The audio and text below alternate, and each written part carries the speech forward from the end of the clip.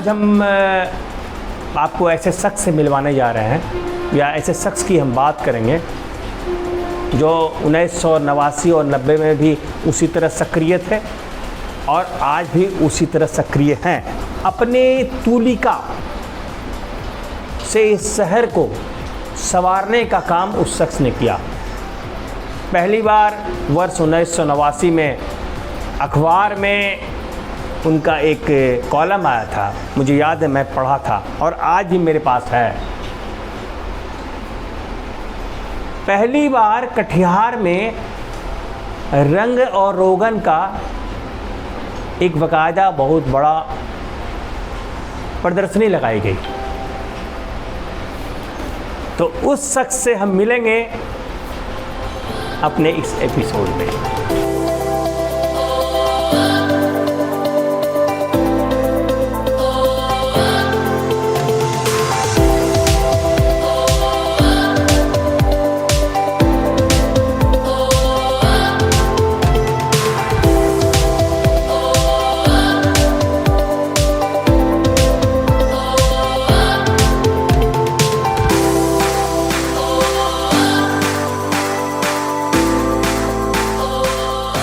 नमस्कार, मैं कौशिक कौर।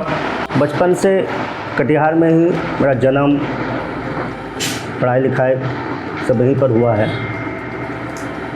शुरुआती दौर में अगर छोटे उम्र की बात करें तो आदर्श मध्य विद्यालय से हम लोग छोटे बचपन में पढ़े हैं और उसके बाद रामकृष्ण मिशन में।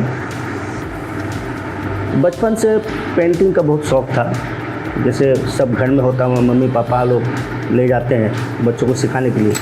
तो हमारा पहला गुरु था दिलीप चंद, जो रेलवे में नौकरी भी करते थे और बहुत अच्छा आर्टिस्ट भी, पेंटिंग सिखाते थे हम लोग को, ड्रामा वगैरह करते थे। उनका बहुत चर्चित नाम था कटिहार में। तो छोटी उम्र में उनके पास ही हम लोग सीखे, क्लास करने जाते थे। अभी वो बचपन का दिन याद है। तो बहुत आग्रह था, जिज्ञासु थे और लगन था। एक पेंटिंग के प्रति एक अलग सा रुझान था। फर्स्ट हमको याद है जब लगभग 5 से 6 साल पहला प्राइज हमको मिला था। जिला स्तरीय ड्राइंग कंपटीशन हुआ था रेलवे न्यू कॉलोनी में। उस एक शीतला माई का पूजा भी होता था बहुत बृहद रूप में और ज़िले से हर जगह से लोग आते थे कंपटीशन में। ओपन टू ऑल कंपटीशन था उसमें। सबसे बड़ा प्राइज़ हमको फर्स्ट टाइम वहाँ से मिला।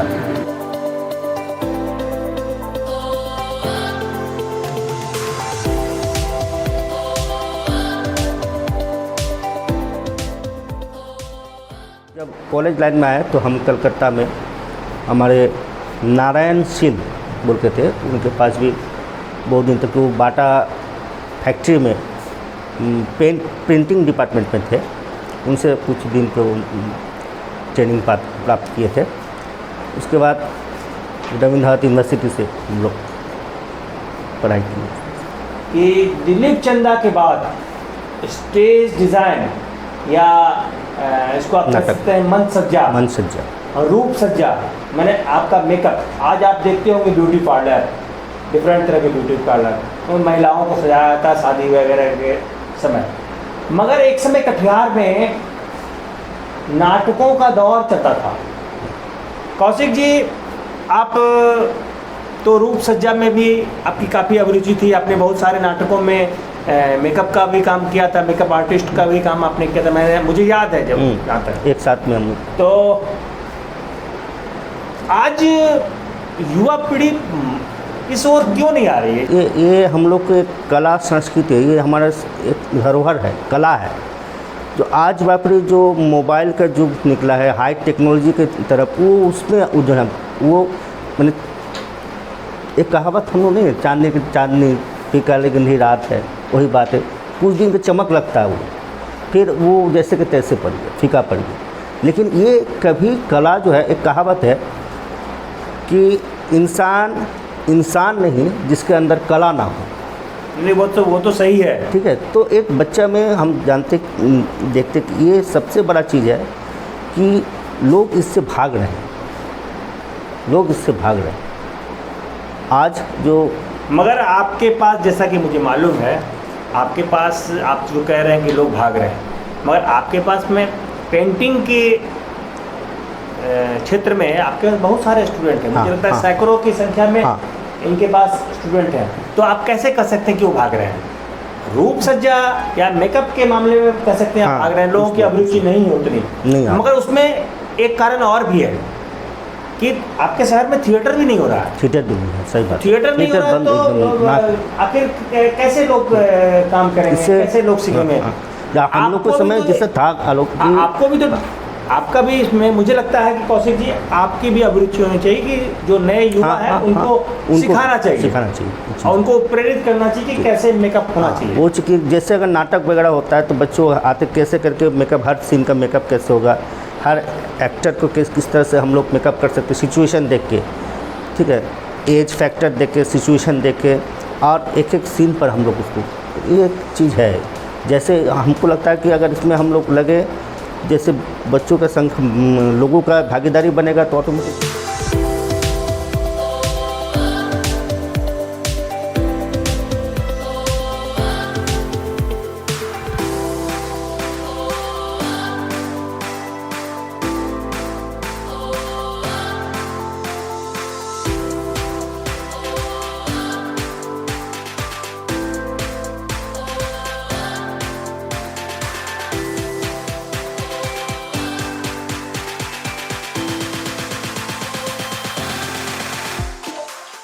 कटिहार जो है कला क्षेत्र में एक अलग पहचान है। कटिहार अच्छे कलाकारों के लिए यहाँ अपना अमूक छाप छोड़ के गए हैं और विभिन्न जगह पे जाके अपना नाम किए हैं। लेकिन मेरा मुंह कटिहार पर रहा, सोचे कुछ करें, कुछ करके दिखाएं, यहाँ के बच्चों लोग में कला के प्रति रुझान उत्पन्न करें और उसको सही मार्गदर्शन दें।